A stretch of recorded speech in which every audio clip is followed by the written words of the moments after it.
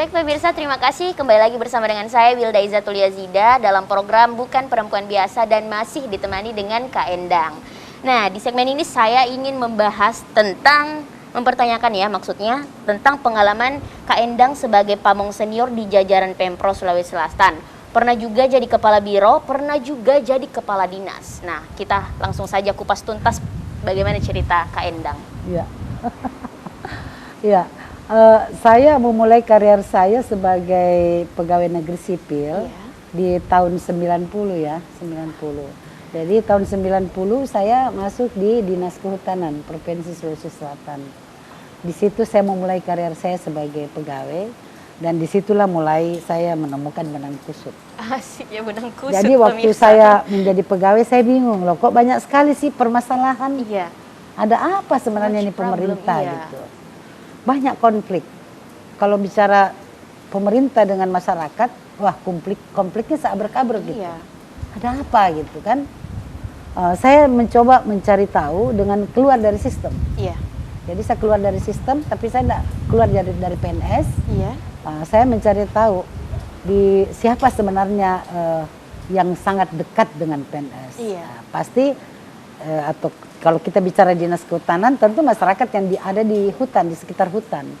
Saya coba mencari tahu dan pertama kali waktu saya bergabung sama teman-teman LSM, saya tuh memulai dari masuk ke tim, di mana ada tim yang menggabungkan semua pihak. Akhirnya saya berkenalan dengan teman-teman LSM. Dari LSM saya belajar apa sebenarnya persoalan di pemerintah. Dari situ saya muncul inovasi lagi. Tahun 2008 saya mencoba, jadi saya di Dinas Kehutanan itu 23 tahun. Di tahun 2008 saya kemudian membangun hubungan atau networking. Iya. Bagaimana sih sebenarnya mengatasi konflik antara Dinas Kehutanan atau pemerintah ya dalam hal ini dengan masyarakat. Saya menemukan ternyata ada formula yang bisa membantu menyelesaikan itu. Kita sebut dia resolusi konflik dengan pemetaan partisipatif. Dari pemetaan partisipatif itulah kemudian saya tahu bahwa di dalam kawasan hutan ada masyarakat yang ternyata mereka merasa diambil haknya, diambil lahannya. Nah, itu kemudian mengajarkan saya sebagai pemerintah bahwa kita tidak bisa melihat dari luar. Iya, karena itu kan tata batas luar yang dibuat. Nah, di dalam itu ada orang, ada kebun, ada rumah, ada apa dan sebagainya. Nah, di situ saya melakukan yang namanya pemetaan dengan melibatkan masyarakat. Karena saya selalu berpikir, ini kok semuanya orang tujuannya kesejahteraan masyarakat kan, yang mau dicapai. Nah, bagaimana mencapai itu? Tentu nanti mereka merasa aman, nyaman, damai, baru mereka bisa kita katakan sejahtera. Betul. Makan cukup, pakai baju, ada rumah kan sudah memenuhi itu semua. Dan pengalaman itu mengajarkan saya untuk kemudian banyak bergaul dengan berbagai pihak. Dan ternyata dari gaul itu saya banyak menemukan persoalan di pemerintahan yang kemudian mengantarkan saya dipromosi untuk naik lagi ke eselon selanjutnya. Jadi dari staf, kemudian dari eselon 4, dari Kasubdin Inpeta. Saya pernah jadi Kasubdin Inpeta, kemudian menelurkan inovasi itu, pemetaan partisipatif. Dan di ruangan saya tidak menulis jabatan saya di pintu, tapi saya mengatakan ini ruang para pihak. Jadi semua masyarakat datang ke saya, dia tidak ragu-ragu, karena tidak ada tulisannya pejabat di situ.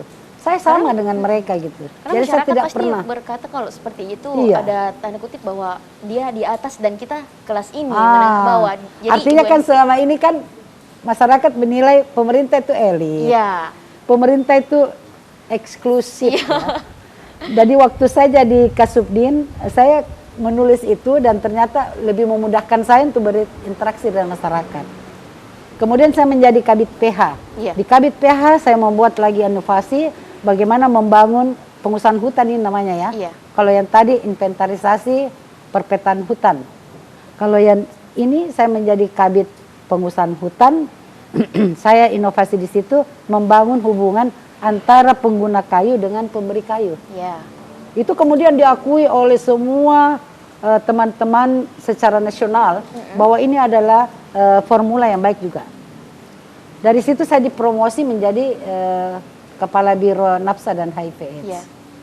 Ya, ini tidak terlepas dari Dukungan. monitoring Pak Sahrul, pengawasan Pak Sahrul bahwa saya pantas duduk di situ. Ketika saya menduduki jabatan eselon 2, orang kaget. Memangnya pangkat saya memenuhi? Iyalah, memenuhi. Saya tidak mungkin duduk di situ kalau saya tidak penuhi pangkat. Betul. Jadi memang saya 23 tahun di Dinas Kehutanan, kemudian 2011 saya dipromosi sebagai Kepala Biro Nafsa dan HIV/AIDS. 2017 saya dipromosi lagi menjadi Kepala Dinas Pemuda dan Olahraga. Jadi memang Kepala Biro itu eselon 2B, Kepala Dinas itu eselon 2A. Jadi memang dia naik secara kayak tangga aja ya naiknya, dan itu lillahi ta'ala, saya enggak tahu. Semua kuasa Allah, dan saya hanya bekerja, saya menjalankan saja amanah dengan ikhlas. Jadi itulah proses saya kira. Baik. Baik pemirsa, kita akan lanjutkan lebih dalam lagi mengenai cerita dari sosok Kak Endang ini setelah jeda berikut, jadi jangan kemana-mana.